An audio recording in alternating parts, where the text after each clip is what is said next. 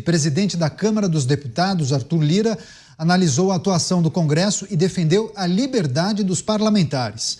Ao comentar a tramitação do projeto de lei que equipara aborto a homicídio, Lira afirmou que a proposta iria apenas referendar ou não a decisão do Supremo Tribunal Federal, que derrubou uma resolução do Conselho Federal de Medicina que proibia que médicos realizassem o procedimento. Segundo o parlamentar, e aqui eu vou abrir aspas, tá? Se o Congresso da República, Senado e Câmara não puderem discutir o que se discute nos Conselhos Federais e também no STF, não sei para que serve o Congresso Nacional, fecho aspas. Girando com os nossos comentaristas, Mota, que a gente precisa trazer para refletir com o nosso público essa declaração de Arthur Lira. Mostrou uma certa insatisfação, né? Pois é, se ele, que é presidente da Câmara, não sabe para que serve o Congresso, imagine a gente, pobres mortais, né? É lógico que a declaração dele foi uma declaração retórica, porque a ideia fundamental da democracia é a representação popular. Tem gente que não entende isso, tem gente que não gosta disso, mas a democracia já foi descrita como o governo do povo, pelo povo, para o povo. A democracia nunca foi descrita como o governo dos iluminados. Em uma democracia, a representatividade é conferida através do voto, e só através do voto. Por isso, só aqueles que foram eleitos para o Congresso é que podem fazer as leis. Não é uma coisa surpreendente, mas é verdade. A lei máxima de uma república democrática como o Brasil é a Constituição. Cabe ao Judiciário interpretar e aplicar a Constituição e as leis, mas apenas o Congresso Nacional tem o poder, que vem do voto, de fazer leis ou alterar a Constituição. Você, Cristiano Beraldo, como avaliou as falas de Arthur Lira? Uma pitadinha de ironia, mas que deflagra uma insatisfação com o que muitos chamam de interferência entre os poderes, né? Não, total, porque se normalizou esse tipo de interferência, Caniato. Não há mais respeito ao papel institucional que um ministro do STF precisa desempenhar. Quando se nomeava antigamente para o STF, o ministro assumia a sua posição e levava uma vida absolutamente discreta, simplesmente focado no julgamento das matérias que lhe eram enviadas ali. Agora, hoje em dia, a gente vê muitos ministros usando a imprensa, usando a rede social para emitir opinião sobre temas que não estão sendo discutidos ali e, se estivessem, não deveriam ser tratados dessa forma pública, porque qualquer juiz deve falar no juízo, deve falar nos autos.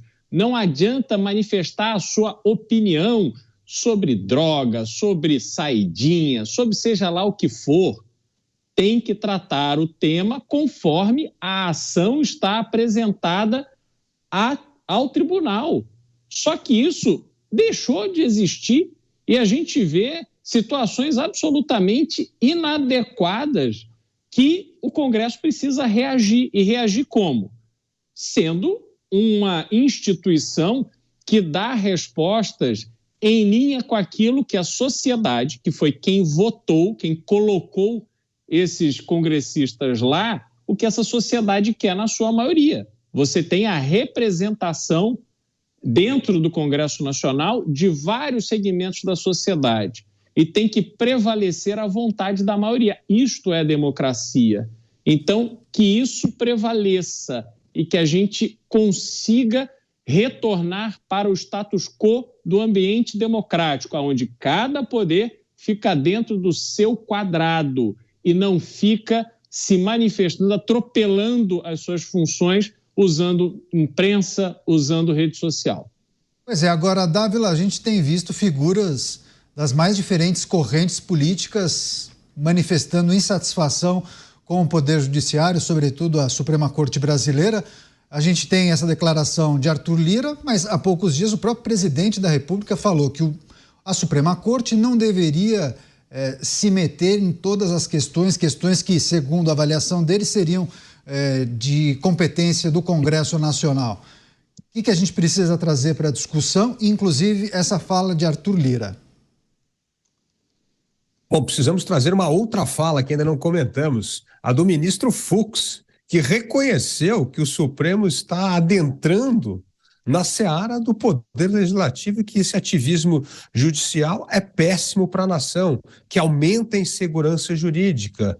Então é bom também ver membros do Supremo Tribunal Federal reconhecendo que este avanço vem ocorrendo e que ele é nefasto à democracia. Então, ao meu ver, nós precisamos pensar em 3 frentes. A primeira frente é, como bem disse o Mota, respeitar a vontade dos representantes do povo, aqueles ungidos pelo voto para criar as leis do país. Mas também é preciso disciplinar a atuação de parlamentares. Não é possível que cada vez que se perde uma votação no Congresso, provoque o Supremo para se manifestar sobre assuntos. O Congresso Nacional precisa ter maturidade, principalmente os parlamentares, para saber aceitar derrotas e vitórias, e não questionar cada vez que existe uma derrota e transformar isso numa questão constitucional. Então, parte deste ativismo do judiciário é culpa do parlamento.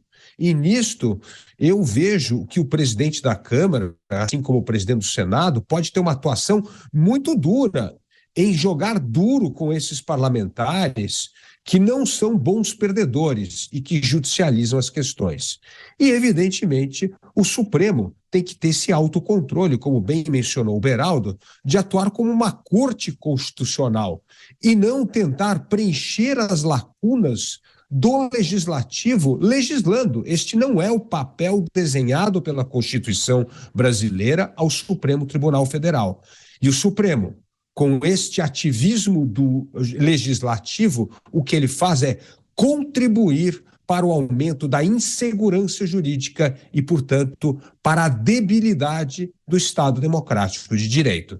Pois é, vou retomar com o Roberto Mota, porque a gente também observa algumas justificativas, algumas tentativas de figuras que entendem que as manifestações do Supremo Tribunal Federal são uma consequência de uma certa paralisia do Congresso Nacional, entendendo que é preciso que o Supremo Tribunal Federal adote tal postura.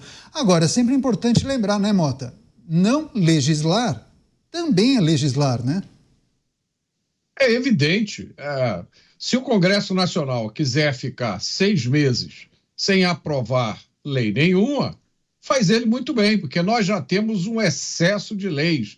Na verdade, a gente deveria fazer uma limpeza na quantidade de leis que o Brasil já tem.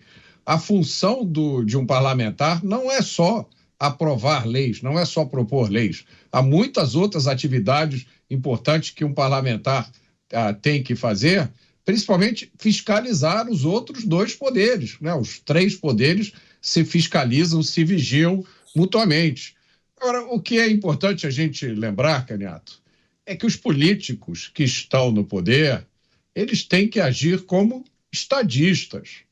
Os juristas que estão no poder têm que agir como juristas, não como legisladores.